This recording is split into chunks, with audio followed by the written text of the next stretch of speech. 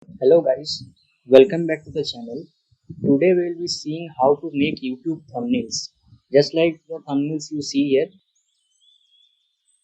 I have seen these thumbnails on YouTube from some channels. Those channels will be mentioned in the description if you like to see them. But don't call me a copycat or something like that. I just took some inspiration, or you can say that I'm copying it because I'm not that creative in these things. Just I know how to do it. So I will be teaching you how to make these in Photoshop using a bunch of steps. You can see that I have already made a thumbnail here, and you can also make this very easily. You have to just follow some steps, and there are some tips and tricks for everything. So let's delete everything and let's start from scratch.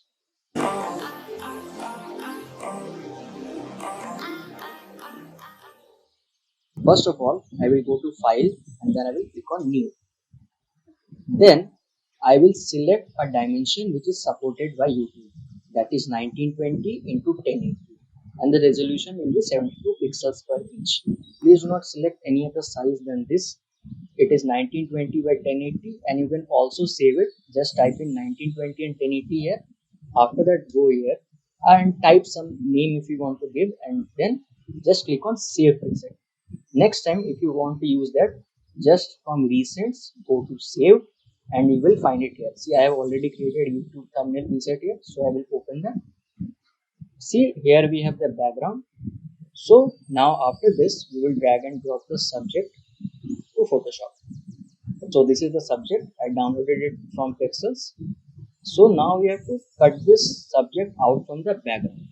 The best thing I would suggest is the pen tool, but I know that many people are lazy and they will use the quick selection tool.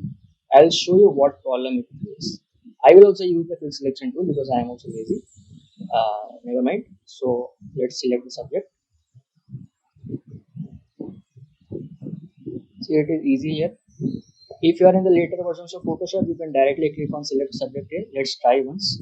Let's click on select subject and let's see what Photoshop does. So this is a pretty good selection. So I did not work hard. Go to the quick selection tool and then select this plus icon or hold on shift. After holding on shift, select the laptop. Say I have selected the laptop and I want to remove this disk. So for that I will hold on alt, shift to add and alt to remove. I will hold on alt and the sign will change to minus. Now brush over this area. It gets removed from here. But now again I want to select the chair, so I will again hold on shift and add it.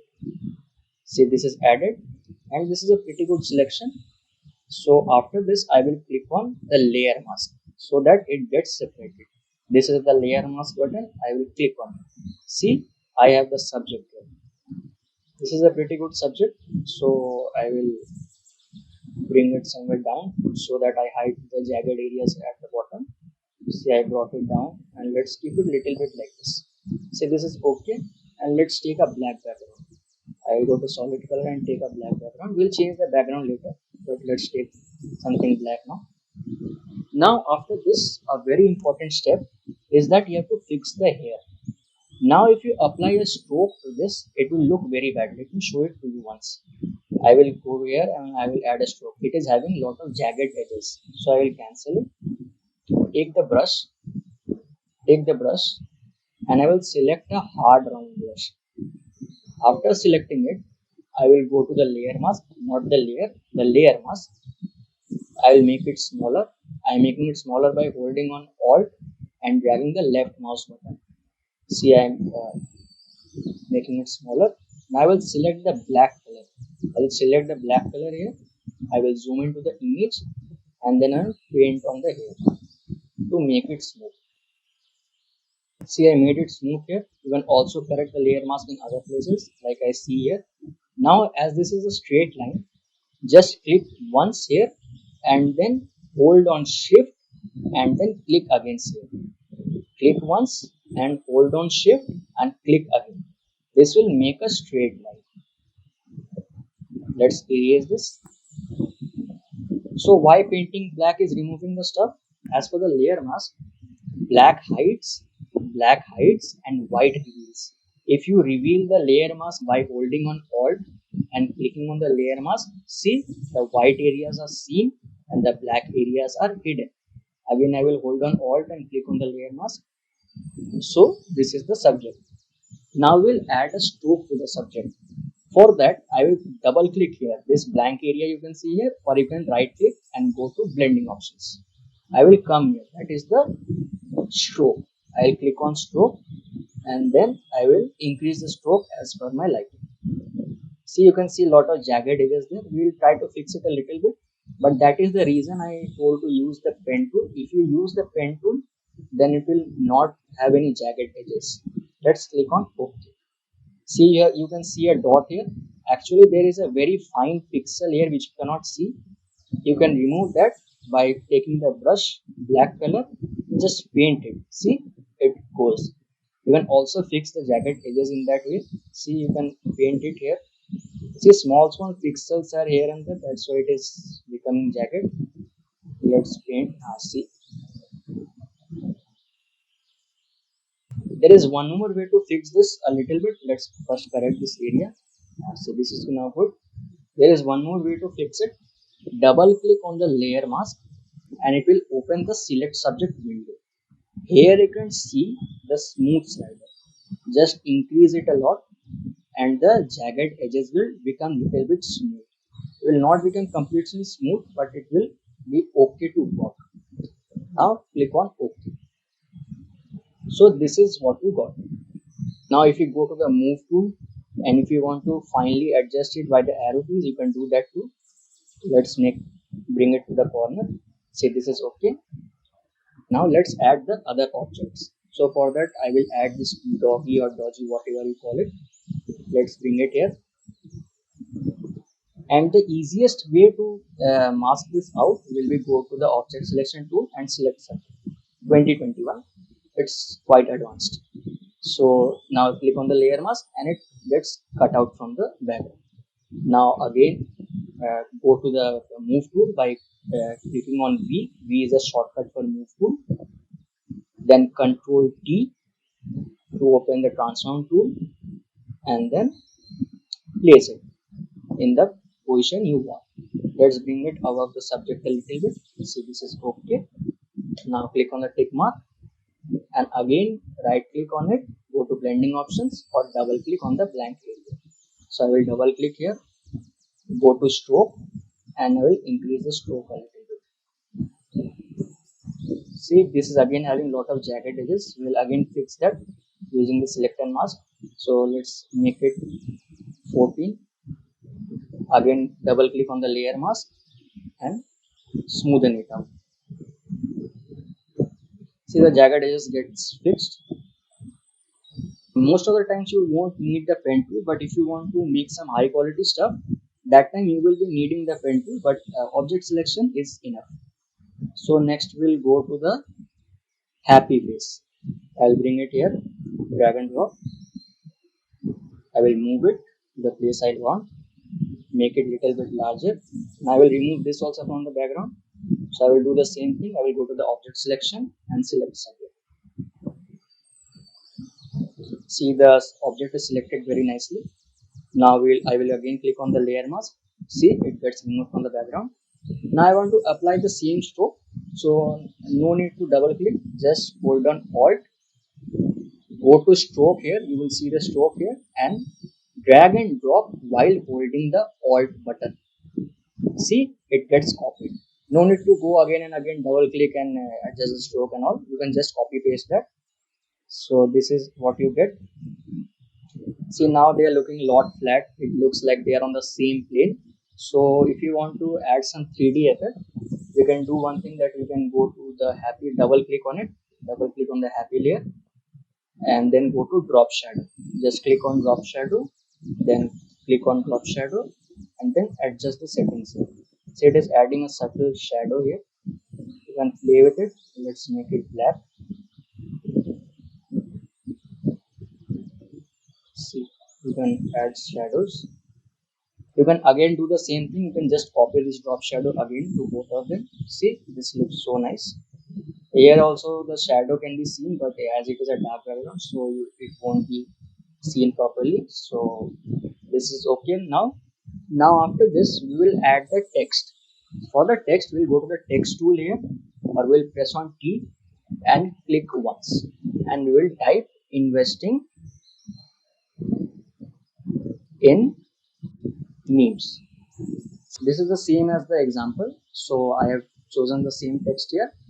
Next, I will go to the character panel here. So I will go to the character panel by clicking here, and I can adjust the settings here. So this is the text width. I can change the text width of each letter. If I want to add space between the letters, I can change this one. See, the icons will tell you everything. See, this is the space between the lines. If I want to add some space between the lines, I can do that. See, this is okay. Now I will click on the tick mark. Now after this, you have to take a destructive step, because that will make the workflow a little bit easier later for aligning and all. So for that, right click and rasterize type.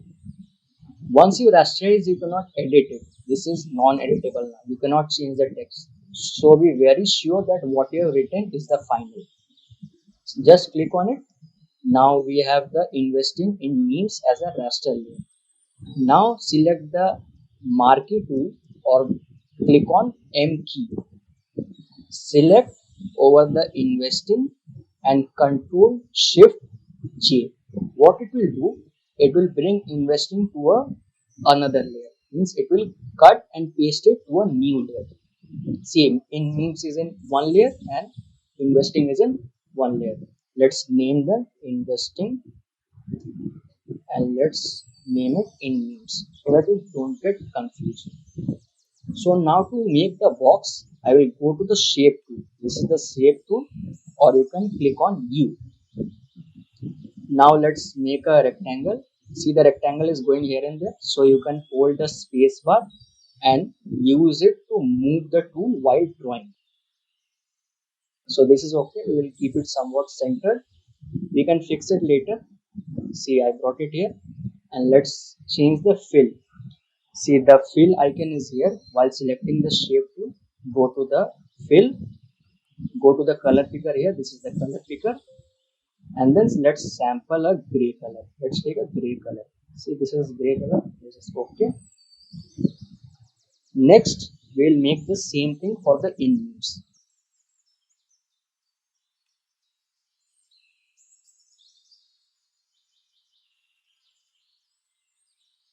Now we have to align them because they are not center line. And now let's go to the move tool.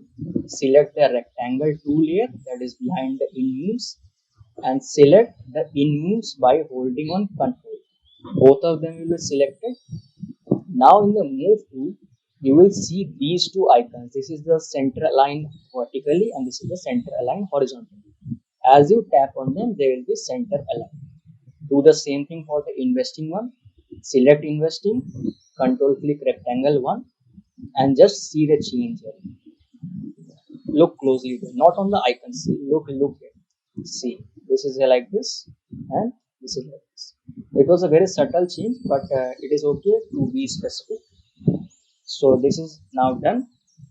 Now I want to add a gradient to the background of the memes, just like the example. Now I will make a layer above the rectangle tool. Just make a layer here. Now I will use the marquee tool to draw a rough selection here, and I will go to the gradient tool. This is the gradient tool here. I will go to the gradient color picker and I will sample two colors. One will be a purple and one will be a darker purple. This depends on your choice. Let's make it a little bit reddish, bright reddish and a dark reddish.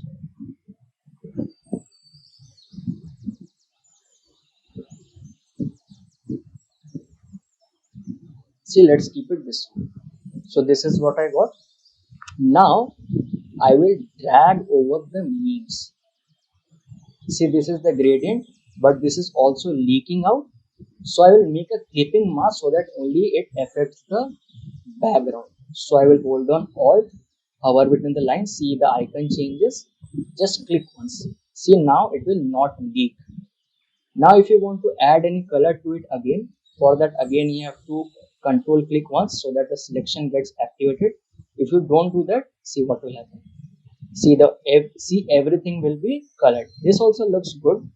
I want to keep it this way, but to keep the consistency, I will control Z it, and I will first select this rectangle, and then I will play with the gradient to see what looks good. I think the color should be a little bit darker. Just go to the gradient color picker and select a darker color. Click on OK. See, this looks very good. This looks very good. Now let's deselect. To deselect, the shortcut is Control T. But you can see that this is touching the means and it is not looking symmetrical. So go to the Move tool, select the layer one, and drag it little bit left. If you want to drag it in one direction, not up and down, only left and right, hold the shift and drag it left. This will drag it in only one direction. But now you see that this side is not filled. So Control T and let's increase it. As it is clipped to the layer below, it will not leak anywhere else. So this looks good now. This looks good. This looks actually very good. So let's make a group of all these text layers. We did a lot of stuff, so keep them organized. So I will select the rectangle 2 and I will shift select the investing. This will select all the layers between them. Shift and click on investing while the rectangle 2 is active. Now Control G. We can name it text. See, this is a flat one, but as in the example, it was in perspective. So Control T it will open the transform tool. Hold on Control and then drag it. So by holding on Control, you will drag it. See, you can change the perspective. So I will keep it little bit like this. See, this is okay. Now I will leave the control button. Don't hold the control. Now just drag it to the place you want. Let's keep it like this. But this is coming above the characters, which is not looking good. So drag it below everything, just above the background, and below the subjects. See, this is looking so nice. So after this, we will make the background. For making the background, I will take a new layer just above the solid color. I will take the lasso tool or click on L key, which is the shortcut for the lasso tool, and I will make a selection like this. It was the same color as the memes background. So I will go to the brush tool or the eye picker. Let's go to the eye picker here. And let's go to the brush tool because you will get confused if I use a lot of tools. Go to the brush tool, hold on Alt and sample this color. Sample this color by holding on Alt. Now Alt and backspace. What it will do, it will fill the selection with the foreground color. Alt backspace for the foreground color and Control backspace. Now if I do Control backspace, it will fill it with the background color. So it will be Alt backspace. So this is okay. This is what we wanted. See, this is looking so classic. So now we'll do one more thing, that we'll add some rays to it. Like in the example, if you watch it carefully, there were some sun rays type structures behind it. So just make a new layer above it. Make a new layer above the layer 2, above the background red layer. Again, take the lasso tool. See, take the lasso tool. Make a selection like this. It may not be accurate. Just take a selection. And then let's fill it with the same color. Alt backspace. Alt backspace. See, this is filled with the same color. It is on a new layer, but it is filled with the same color. Why I filled with the same color? It should be darker. But there is a trick that you can use: multiply. Multiply will darken the color. Though it is the same color, but the blend mode multiply darkens stuff. So now I have to add it again and again. So you can do it randomly like this, just select like this, again select like this. You can do like that, but I have a better technique for that. Once you have made one of them, after that, go to the move tool. You can do it from any tool, but I always prefer the move tool. Go to the move tool, Control Alt T, not Control T, Control Alt T. After doing Control Alt T, bring this anchor point. Click on this. If it is not active, just click on this. See, this is the anchor point. Just bring here and then place it where the ray starts. And now rotate it. I think I did a mistake that I did not press the Control Alt T properly. So let's undo it and let's click on Control Alt T. Let's bring the anchor point below and then rotate it. See, it also rotates and it copies it. That is the benefit of Control Alt T. Had I done Control T, it would have just rotated it. So now you can adjust the size. See, now the main benefit. I just rotated it once. Now again I have to do Control Alt T. Again I have to copy paste it. But there's a trick here. First you did Control Alt T. Now you have to add one more key. Control Alt Shift T. Control Alt Shift T. See, it is rotating and copying it. It is just redoing the previous step. See, it is creating new layers. Control T opens the transform tool. Control Alt T copies and changes and does the transformation, and Control Shift T repeats the previous step. So these are the three modes of the transform tool. Now what you can do, you can select all of them and Control G8 to keep it organized. Let's name it red. Now I will make some gray rays this side also. So I will again take a layer here, again take the L key, and I will not go to the end. I will just end it here. This is little big, so let's do it like this. So this is okay. And now let's fill it with this gray. Just keep two colors, don't use different colors. It will not look good. The color scheme should be as simple as possible. So I selected this gray, select this gray properly. So the gray is selected. Now let's fill it with the background color. What is the shortcut? Alt and backspace. Let's Control D it. Control D. Deselect. Now again we'll do the same thing. First Control Alt T. Then we'll bring the anchor point down from where the ray starts and then drag it to the left. See, this is okay. And then we'll do Control Shift T. This will not matter much here because you cannot see it here. Let's do it little less.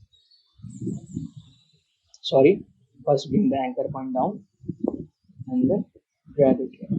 This is okay. Now Control Shift T. Control Shift T. So you won't see the last one, so it's okay. Now let's group all of them. Control G. Now you can see that this looks very harsh and it is not looking good. So I will make it softer. So for that, add a layer mask to the group. You can add a layer mask to the group. I added a layer mask to the group. I went to the brush tool, took a soft round brush. This is a soft round brush. Increase the size by that trick, Alt and left mouse button, and then I brushed over this. See, this is making the transition soft. This will look good. This is how you make a thumbnail in Photoshop. See, you can see one problem here. If you zoom in here, you can see that there is a black border here. From where it is coming, this is not looking good. So let's go to the text layer and let's see from where it is coming. If you click on the rectangle and go to the shape tool, you will see that there is a 5 pixel stroke here. I don't want the stroke. So I will decrease it to 0. Again, I will go to rectangle tool and decrease it to 0. See, now this is okay. After this, I can do one more step to make it look more 3D. For that, I will select both of the text layers and I will Control G8. See, both of the texts are selected and both of the rectangles are here. See, both of the texts are inside this group. I will double click. I will go to the blending options, which you can also do by right clicking and then going to blending options. After this, I will add a drop shadow to the text. See, this is not looking nice. So I will change the angle a little bit. I will decrease the distance, spread, everything.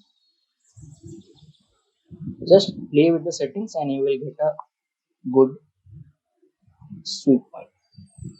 This looks good. And now I will do one more thing. I will make it little bit 3D. For that I will go to bevel and emboss. After going to bevel and emboss, I just tried once before, so this was looking good to me. The settings you can see here, it is like this. It is technique is smooth, style is inner bevel, depth is 53%. It will change as per your image, but as it is uh, as the document size is fixed to 1920 to 1080, so it won't change much. So just play with it and see what looks good.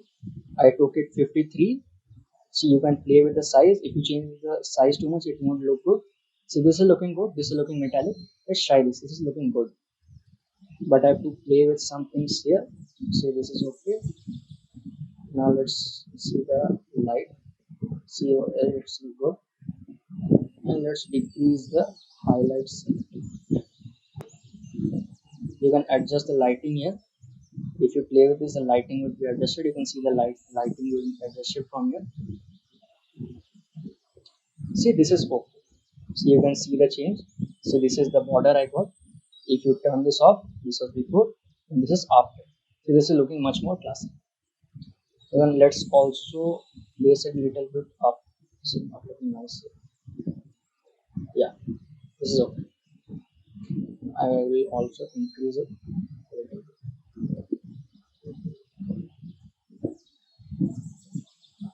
See, this looks good. So this is the final result. The previous result which I created was little bit different because I chose different colors, but this is looking much better. Only problem I see here is these jagged edges. I will try to fix it by speeding up the process, and let's see if I am able to do it.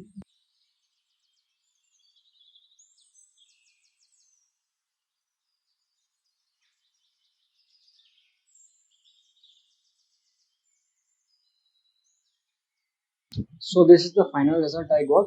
I am pretty happy with this. You can add more stuff, like you can add one more drop shadow to investing in themes. Let's try once. Let's see if it looks good.